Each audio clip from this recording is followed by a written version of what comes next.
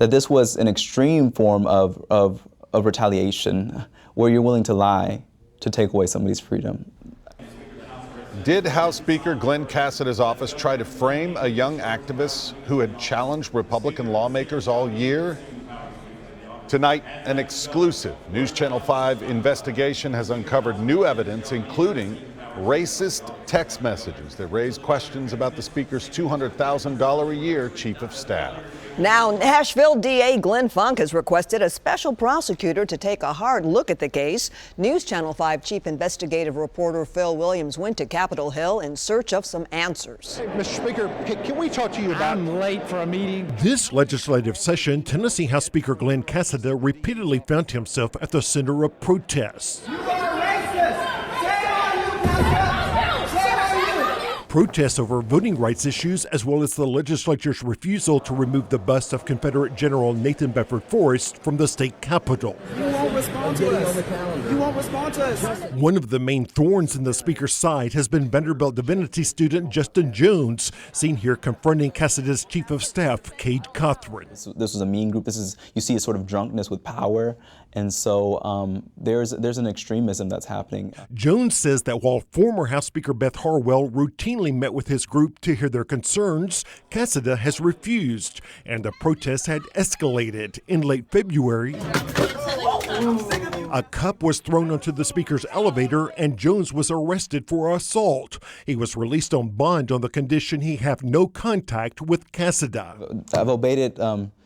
This many months later, have not had any contact with Cassidy or have not been at the Capitol, so have followed the no contact order. But in early March, DA Glenn Funk's office filed this motion to revoke Jones's bond, citing an email Jones had allegedly sent to Cassidy's chief of staff that was copied to the House Speaker, thus violating his bond conditions. Jones knew it wasn't true. It was a shock because it was my freedom. It was me. If this would have went through to revoke my bond, I would be in jail right now until my court date. And so this is not something I take lightly.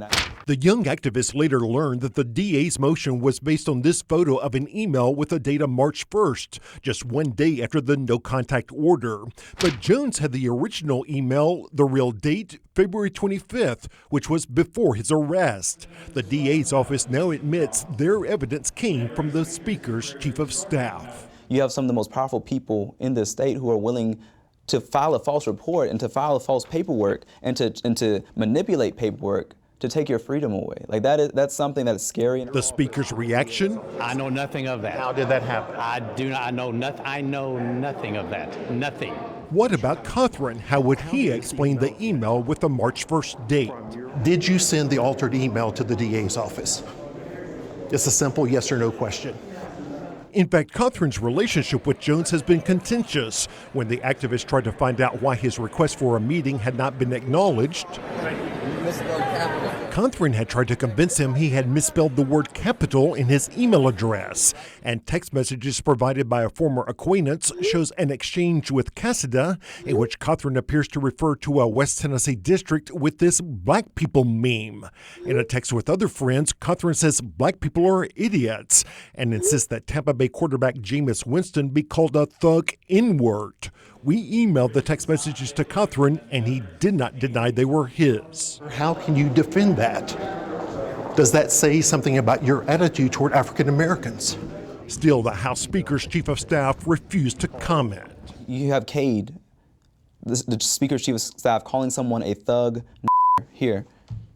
And I question, is that how they see us each time we go up there and say, you know, we would like a meeting with the Speaker to talk about voter suppression and how it is racialized. We would like to talk to the Speaker about why we have a KKK statue in our state capitol. And how might that explain an altered email that almost got Jones thrown into jail?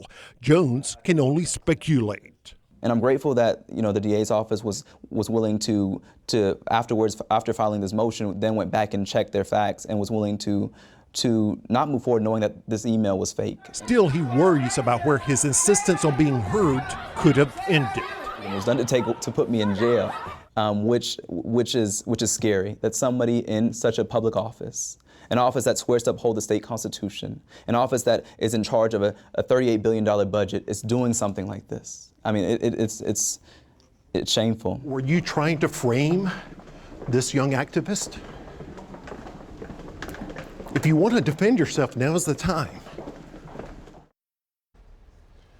Late this afternoon, Speaker Cassida told us his office did absolutely nothing wrong. He insists the email was not altered in any way, and he calls the accusations blatantly false. He also went on to say he strongly supports his longtime friend, Cade Cothren.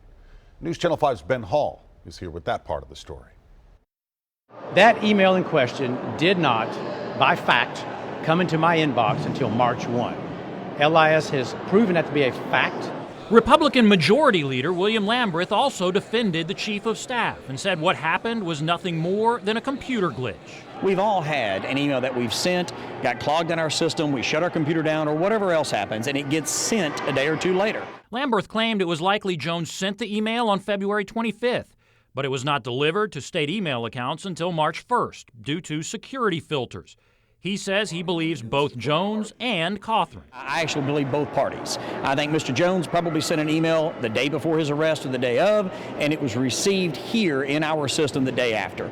As for the racist text messages, Cassida says he doubts Cothren would ever send something like that. I do not believe those are true because I have seen it. I've seen him firsthand. I've interacted with him firsthand for that long, and I've never seen it. And so I just doubt the validity of those alleged texts and emails. Meanwhile, the state Democratic Party called on Cothren to be fired, and many Democrats were shocked to see him walking around the legislature.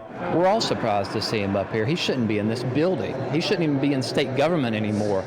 Lamberth said he had not seen the texts, but did not defend what they said. If he used the N-word, should he be fired? Look, I don't know what those text messages say, but I will tell you that particular word that you're referring to should never be used ever by anyone. Cassida's office says they asked the district attorney to withdraw the motion to have Jones's bond revoked as soon as they realized there may be a problem with the email. Now, that motion was withdrawn, but just this week, the DA announced he is requesting a special prosecutor to look into the case.